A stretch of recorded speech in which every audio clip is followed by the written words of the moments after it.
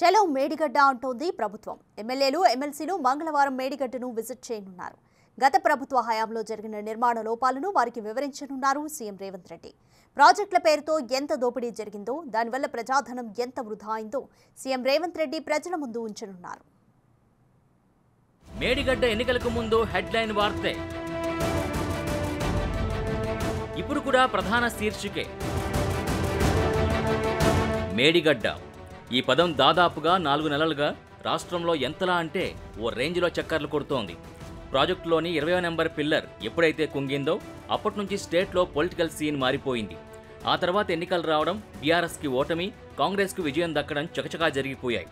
ఆ సీన్ అలా ఉంటే కొత్తగా ఏర్పాటైన రేవంత్ రెడ్డి ప్రభుత్వం ఎన్నికల ప్రచారంలోనూ మేడిగడ్డపై తీవ్రంగా స్పందించారు. పిల్లర్ కుంగుబాటుకు కేసీఆర్ నిర్ణయాలే కారణమని విమర్శలు చేశారు. ప్రాజెక్టుల పేరుతో 1,00,000 కోట్లు దోచుకున్నారని, ఇదే విషయాన్ని ప్రజల్లోకి తీసుకువెళ్లడంలో రేవంత్ సక్సెస్ అయ్యారు. మరి అంతటితో ఆ ఎపిసోడ్కి ఎండ్ కార్డు పడిందా అంటే పడలేదు. ప్రభుత్వం అధికారంలోకి రావడమే లేటు మేడిగడ్డపై విజిలెన్స్ విచారణకు ఆదేశించారు. ఇప్పటికే ఆ రిపోర్ట్ రాష్ట్ర ప్రభుత్వానికి చేరింది. దాని ప్రకారం అప్పటి అధికారులపై ప్రభుత్వం వేటు కూడా వేసింది. ఇక మిగిలింది అప్పటి ప్రభుత్వంలో ఉన్నవాళ్లే. అందుకే ఈ విషయాలన్నీ కూడా ప్రజల్లోకి తీసుకువెళ్లాలని సీఎం రేవంత్ రెడ్డి నిర్ణయించారు. అందుకే ట్రిప్ టు మేడిగడ్డ అంటున్నారు.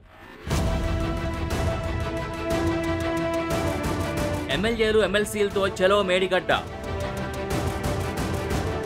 జనం ముందుకు వాస్తవాలు తెలిసేందుకేనా? కేసీఆర్కు దక్కిన ఆహ్వానం. మంగళవారం ఉదయం 10 గంటలకు అసెంబ్లీ సమావేశాలు ప్రారంభమవుతాయి.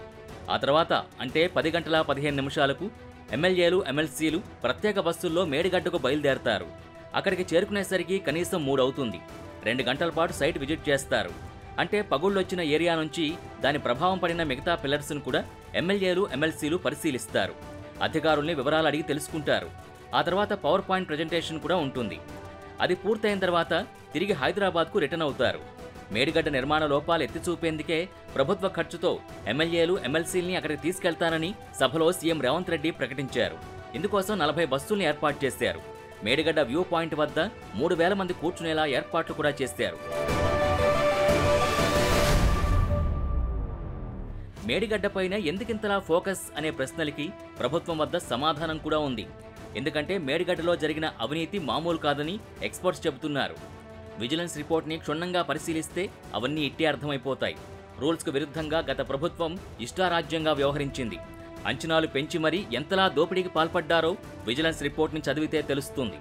సాధించుకున్న తెలంగాణని కేసీఆర్ ఎంతలా డ్యామేజ్ చేశారో ప్రజానీకానికి ఆధారాలతో సహా చూపించే సందర్భం ఇది. అందుకే దీని ప్రభుత్వం ఖచ్చితంగా ఉపయోగించుకుంటున్నది. అందులో భాగంగానే మేడిగడ్డకు తరలుతోంది ప్రభుత్వం. మొత్తంగా రాష్ట్రంలో మాత్రం ప్రాజెక్టుల వార్ నడుస్తోంది.